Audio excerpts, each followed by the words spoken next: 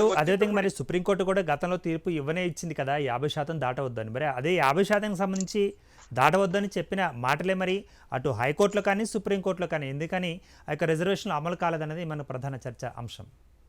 Yes. So ఇవన్నీ ఉండగా ఉమ్, ఇప్పుడు హైకోర్టు కానీ సుప్రీంకోర్టు వచ్చేటప్పటికి ఓకే. అది ఏమవుతుందంటే అండి, ఉమ్, హైకోర్టు పవర్స్, ఉమ్, సీజే పవర్స్ సుప్రీం అని మనం ఒకసారి గతంలో ఈ ఆర్టికల్స్ ద్వారా తెలుసుకున్నాం. అవునండి.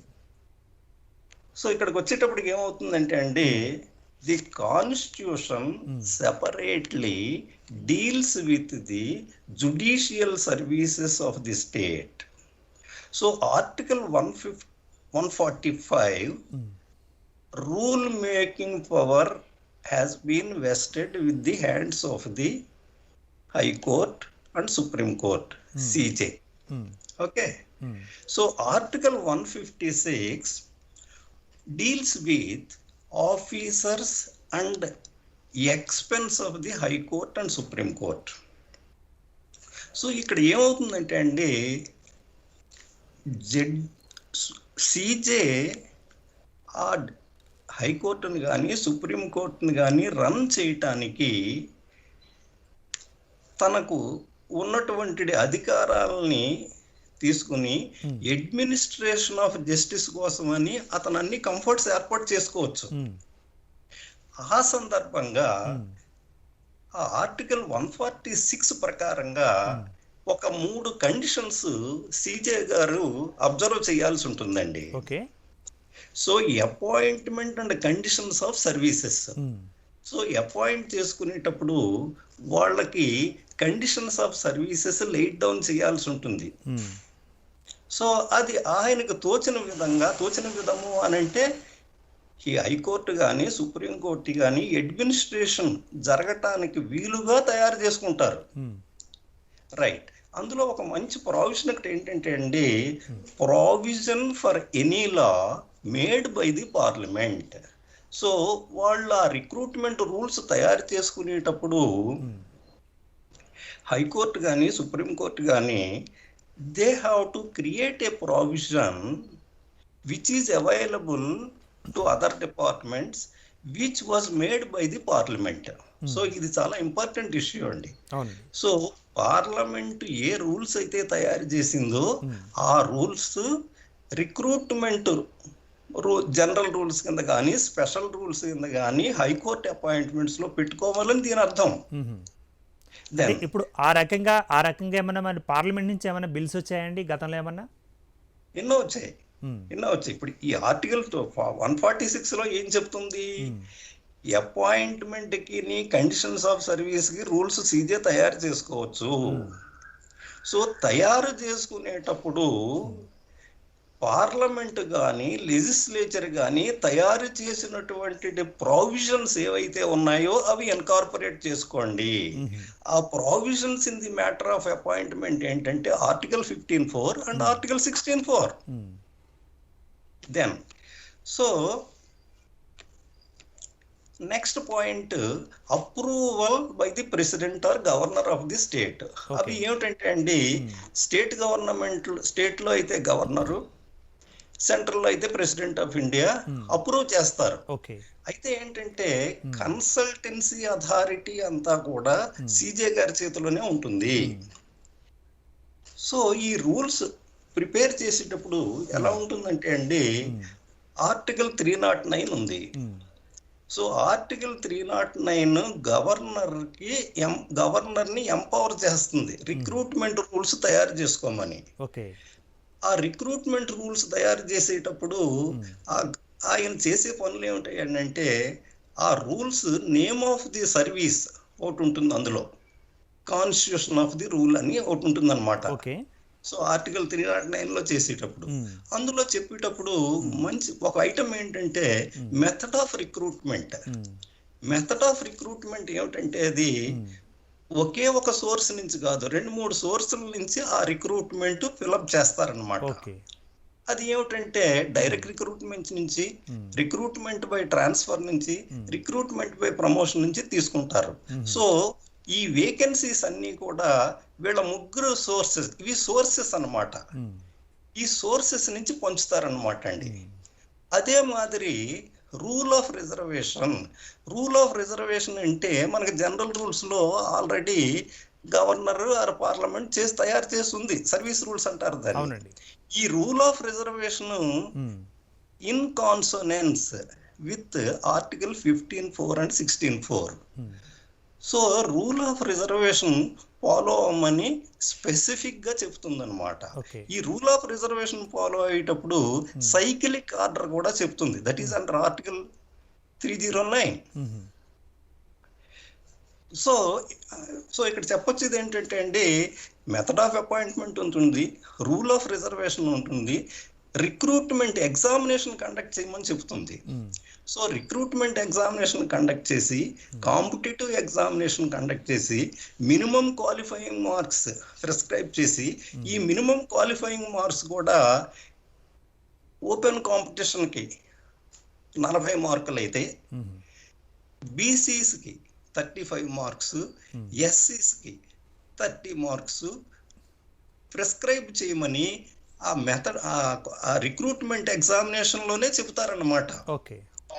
సో అయినప్పటికీ కూడా మినిమం క్వాలిఫై మార్క్స్ రిలాక్స్ కూడా చేస్తారు, sometimes in favour of ఎస్సీస్ అండ్ ఎస్టీస్. సో ఇవన్నీ కూడా ఏంటంటే అండి ఆర్టికల్ 309 లో ప్రిస్క్రైబ్ చేస్తారు ఈ రూల్స్. సో ఇక్కడ చెప్పదలుచుకున్నది ఏంటంటే చీఫ్ జస్టిస్ గారికి చెప్పే ఈ ఆర్టికల్ 146 ఆయన అధికారంలో provision for any law made by the parliament అంటే ఇదే. ఈ ఆర్టికల్ 309 లో ఏ రూల్స్ అయితే ఫ్రేమ్ చేశారో, రిక్రూట్మెంట్ రూల్స్ తయారు చేశారో, ఈ రూల్స్ ను కూడా మీరు అడాప్ట్ చేసుకోవలసిన అవసరం ఉంటుంది అని ఇక్కడ చెబుతోంది ఈ article. Okay sir? Yes sir. Right. అంటే ఇప్పుడు ఇందిరా సహానీ కేసులో చెప్పినటువంటిది 50% క్యాప్ ఏదైతే ఉందో, అవునండి, సో ఆ 50% క్యాప్ ఇక్కడ ఫాలో అవ్వమని కదా జనరల్ రూల్స్ క్రియేట్ అయినాయి. ఆర్టికల్ 309 ప్రకారంగా గవర్నర్ రూల్స్ క్రియేట్ చేశారు, రిక్రూట్మెంట్ రూల్స్. ఆ రిక్రూట్మెంట్ రూల్స్ అడాప్ట్ చేయమని చెప్తున్నారు. అంటే అడాప్ట్ అయిన తర్వాత మరి దానికి సంబంధించి కూడా అంటే అమలు చేయడం అనేది ముఖ్యం, అంటే ఇంప్లిమెంటేషన్ అనేది ముఖ్యం కదా సార్. అడాప్ట్ చేసుకోమని చెప్పడం ఒక డైరెక్షన్ అనుకుంటే, మరి అప్లై చేయండి అనడం కూడా ఇంకొక డైరెక్షన్ కదా. ఈ రెండింటి మధ్య ఏమైనా వ్యత్యాసం ఉందంటారా? రిక్రూట్మెంట్ రూల్స్ లో ఎప్పుడైతే time to time legislation adopt చేసుకున్నామని చెప్పారో, ఇంప్లిమెంటింగ్ మెకానిజం కూడా క్రియేట్ చేయమని ఆబ్లిగేట్ చేస్తుంది. సో ఎప్పుడైతే మీరు అడాప్ట్ చేశారో, adopted to conduct recruitment. While conducting the recruitment, you follow the rule of reservation. Okay. That is the obligation. Yes. Then, అయితే ఇక్కడ ఒకవేళ మరో రకంగా ఇవన్నీ మాకు వర్తించవు అని అనుకున్నప్పటికీ కూడాను, స్టేట్ లో ఉన్నట్టయితే Part 4 directive principles of state policy ఉందండి. ఆర్టికల్ 36 టు ఆర్టికల్ 51 ఉంది. సో ఇవి కంపల్సరీగా ఆ స్టేట్ లో ఫాలో అవ్వాల్సిన అవసరం ఉంది. సో అందులో అపాయింట్మెంట్ ఉంది, ఎంప్లాయ్మెంట్ ఉంది, రిజర్వేషన్ ఉంది, welfare to the scheduled caste, scheduled tribe, BCs etcetera కూడా ఉంది. సో అది అయినా ఫాలో అవ్వాల్సిన అవసరం చాలా ఉందండి ఇప్పుడు ఈ రోజుని. సో ఇంతవరకు జరుగుతున్నది ఏంటంటే, ఆర్టికల్ 12 ప్రకారంగా హైకోర్టు స్టేట్ కింద భావించారు. సో సిజే గారికి సంపూర్ణమైన అధికారాలు ఉన్నాయి. రిక్రూట్మెంట్ రూల్స్ ఆయనే ఫ్రేమ్ చేసుకోవచ్చు. సో రిక్రూట్మెంట్ రూల్స్ ప్రకారంగా అపాయింట్ చేసుకోవచ్చు. సో అపాయింట్ చేసుకునేటప్పుడు ఈ రూల్ ఆఫ్ రిజర్వేషన్ కంపల్సరిగా ఫాలో అవ్వాల్సిన అవసరం ఉంది. It is an obligation. Right sir. అంటే ఇక రిజర్వేషన్ని ఫాలో అవ్వాల్సి ఉంది అన్నప్పుడు మరి అది రిజర్వేషన్ ఫాలో అయ్యారా లేదనేది కూడా రివ్యూ చేయాలి కదా. మరి రివ్యూ ఎవరు చేయాల్సి ఉంటుంది అంటారు? ఒకవేళ రివ్యూ చేయాల్సిన విషయం ఎవరు అని అంటే ఎలా ఉంటుందంటే, అక్కడ ఒక రెమెడీ ఉంది. ఇప్పుడు ఎలా చెప్తారు, రైట్స్ అండ్ ప్రివిలేజెస్ ప్రొవైడ్ చేసింది constitution of India. Okay. So ఆ రైట్స్ ప్రివిలేజెస్ ఇంప్లిమెంట్ చేయాల్సిన అథారిటీ ఒకటి ఉంది. సో ఇంప్లిమెంటింగ్ అథారిటీ చేయలేదు అని అంటే, సో రెమెడీ ఉంది, రెమెడీకి రైట్ ఉంది, రైట్ని ఎన్ఫోర్స్ చేసుకునే మెకానిజం కూడా ఉంది. ఓకే. అది మనం ఇప్పుడు తట్టాల్సిన అవసరం ఉంటుంది అంటాను. ఓకే. రైట్. సో ఈ సందర్భంగా అసలు జరిగిన విషయం ఏంటంటే అండి, ఈ విషయం రాజ్యసభ వరకు వెళ్ళటం జరిగింది. ఓకే. లా మినిస్టర్ గారికి విన్నవించుకున్నారు. సో లా మినిస్టర్ గారు 16th September 2020లో ఏం చెప్పారంటే అండి, central government has been urging high court chief justices to duly consider candidates belonging to scheduled castes, scheduled tribes, OBCs, minorities, women, etc. Okay. while making recommendations for judicial appointments. So ఇప్పుడు నేను గతంలో చెప్పినట్టుగా, మీకు ఇంతకుముందు చెప్పినట్టుగా పొలిటికల్ విల్ కావాలి అని చెప్పాను. ఒక పొలిటికల్ మ్యాండేట్ కూడా అవసరం అని అంటున్నాను వీళ్ళందరినీ సమాధానపరచడానికి. So political will already initiate అయ్యింది. 16th September 2020లో లా మినిస్టర్ గారు ఆయన చెప్పడం చూడండి. So the government has been urging the High Court Chief Justices to implement the rule of reservation in favor of SCs, STs, BCs, minorities, women, etc. అని అడుగుతున్నారు. So అది ఈ రోజుని మంచి పాజిటివ్గా తీసుకోవాల్సిన అవసరం అండి. సో ఇక్కడ చెప్పదలుచుకున్నది ఏంటంటే అండి, బార్లో అడ్వకేట్స్ ఉన్నారు, వాళ్ళు చాలా able men of high learning, calibre, experience from these categories are available. So judicial work తీసుకోవడానికి they are capable to administer the judicial work. అంచేత ఆ గ్రూప్ నుంచి తీసుకోవలసిన అవసరం ఎంతైనా ఉందండి. ఇంచేతంటే ఇంత able men of higher calibre ఉన్నటువంటి ఎస్సీ, ఎస్టీ, బీసీ పర్సన్స్ని తీసుకోకపోయినట్టయితే అది జుడిషియరీకే నష్టం. పర్సన్స్ కాకుండా కూడా జుడిషియరీ కోల్పోతూ ఉంటుంది. సో ఇక్కడ మనకి కంప్లీట్ చేయాల్సిన విషయం ఏంటంటే అండి, profession of law is a noble profession. There is a continued performance of this noble profession. Practicing lawyer would always be interested in the independence of the judiciary. So అంచేత మీకు article 229లో మీకు అన్ని powers ఉన్నాయి. అంచేత మీరు వీళ్ళని appoint చేసుకోవాల్సిన అవసరం ఎంతైనా ఉంది, ఈ గ్రూప్ నుంచి తీసుకోవాల్సిన అవసరం ఎంతైనా ఉంది. So a portion of vacancies for the practicing bar advocates కి ఇవ్వాల్సిన అవసరం ఉందండి. ఎస్సీస్, ఎస్టీస్, బీసీస్ని కూడా ఎన్లిస్ట్ చేసి ఎంపానల్మెంట్ చేసి సెలక్షన్ కమిటీకి పంపవలసిన అవసరం ఉంది. అది ఇప్పుడు ఈ రోజుని 16th September 2020లో లా మినిస్టర్ గారు చెప్పారు. Okay. So the central government has been urging all chief justices in the country, in the India, in all states అని అంటున్నారు ఆయన. సో అది దాన్ని ఉపయోగించుకోవాల్సిన అవసరం ఉందండి. రైట్ సత్యనారాయణ గారు, ఇప్పుడు అదేవిధంగా మరి దీని అన్ని కూడా అంటే ఇది ఇప్పుడు ఈ యొక్క విషయాలన్నీ కూడా రివ్యూ చేసింది కూడా మరి దీనికి సంబంధించి కూడా మరి మీరు చెప్తున్నారు, మరి రివ్యూ ఇప్పటికీ ఎన్నిసార్లు జరిగింది, ఒకవేళ రివ్యూ చేసిన వాళ్ళు దానికి రిజల్ట్ ఏమిచ్చారు, ఒక ఫీడ్బ్యాక్ ఏమైనా ఉందంటారా గతంలో జరిగినవి?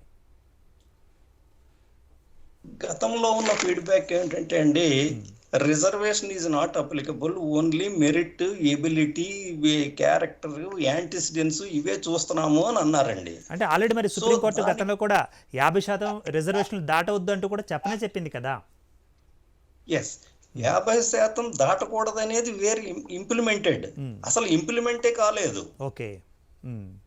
ఇనిషియేషనే జరగలేదండి. Um, in true spirit um, article 16(4) ప్రకారంగా ఉమ్, సుప్రీం కోర్టు చెప్పినటువంటి ఉమ్, 50% ఏదైతే ఉందో ఉమ్, అది జరగలేదు. ఉమ్, సో ఆ 15%లో ఈ రోజుని ఉమ్, ఎస్సీస్కి 7 వేకెన్సీస్ ఇచ్చారు. ఉమ్, ఐ మీన్ సారీ, ఎస్సీస్కి 15 వేకెన్సీస్ ఇచ్చారు, ఉమ్, ఎస్టీకి 7 వేకెన్సీస్ ఇచ్చారు, ఉమ్, బీసీస్ 27 వేకెన్సీస్ ఇచ్చారు. ఉమ్, ఈ ఆల్మోస్ట్ 49.5 వేకెన్సీస్ ఉన్నాయి ఇప్పుడు ఆల్రెడీ.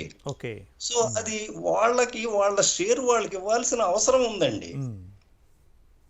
So right sir. అది సరి ఒకవేళ ఆయా కమ్యూనిటీలకు సంబంధించిన షేర్ మీరు చెప్తున్నట్లుగా మరి వారి వాటా వారికి ఇవ్వకపోతే సోషల్ జస్టిస్ మరి జరుగుతుందంటారా?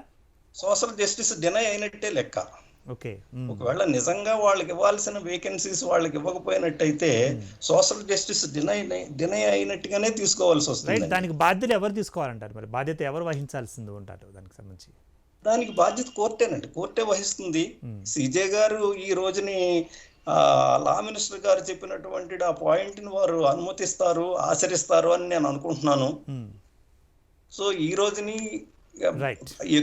ఎక్కువగా కోల్పోయింది ఎవరైనా అంటే రిజర్వేషన్ క్యాండిడేట్స్ అని అనుకోవాలండి. ఉమ్, ఎంచేతంటే రిజర్వేషన్ వాళ్ళకి లేదు, ఉమ్, వాళ్ళు కాంట్రిబ్యూటింగ్ మోర్ దాన్ 50% పాపులేషన్. ఉమ్, ఇక్కడ ఎలా ఉంటుందంటే అండి, ఉమ్, మీకు ఒక పాపులేషన్ థియరీ తీసుకున్నట్టయితే ఉమ్, అంటే more or less nearer to 80 to 90% statistics నేను ఒకటి చెప్తాను మీకు. ఓకే. పాపులేషన్ లో ఉమ్, అంటే దామాషా మీద వీళ్ళందరికీ అవకాశాలు ఇవ్వాలి అని అన్నారు కదా, um, subject to eligibility. Um, so eligibility criteria already ఎప్పుడూ ఉంటూనే ఉంటుంది. ఉమ్, సో ఎలిజిబుల్ వాళ్ళకు కూడా ఇవ్వకపోవటం అనేది ఉమ్, అది ఈ 16(4) అండ్ 15(4)ని వ్యతిరేకించినట్టే అవుతుంది అన్నమాట, తిరస్కరించినట్టే అవుతుంది. ఉమ్, సో ఇప్పుడు తీసుకున్నట్టయితే మనం ఉమ్, 7% ఎస్టీస్ ఉన్నారని ఒక స్టాటిస్టికల్ డేటా అండి. It may be correct up to 80%, not 100%. So 7% ఉన్నటువంటి ఎస్టీస్ పాపులేషన్లో 7% అనుకుందాం. ఓకే. సో 7% ఉన్న ఎస్టీస్కి 7 పోస్టులు రిజర్వ్ చేశారండి అవుట్ ఆఫ్ 100. 7% రిజర్వ్ చేశారు. ఉమ్, సో జరుగుతున్న విషయం. ఉమ్, 7% రిజర్వ్ చేసినప్పుడు ఈ 70 సంవత్సరాల్లో జరిగింది ఏమిటంటే 3% మాత్రమే ఫిలప్ అయ్యాయి. రైట్. సో ఇప్పుడు మనకు ఒక ఆర్టికల్ 16(4)(b) ఉంది. ఉమ్, అది ఏం చెప్తుంది? బ్యాక్లాగ్ వేకెన్సీస్ ఫిలప్ చేయమంటుంది, exclusively by conducting a limited recruitment for the backlog vacancies limited to ఎస్సీస్ అండ్ ఎస్టీస్. ఉమ్, సో అది చేసినట్టయితే ఈ రోజున 7% వస్తుంది కదండి.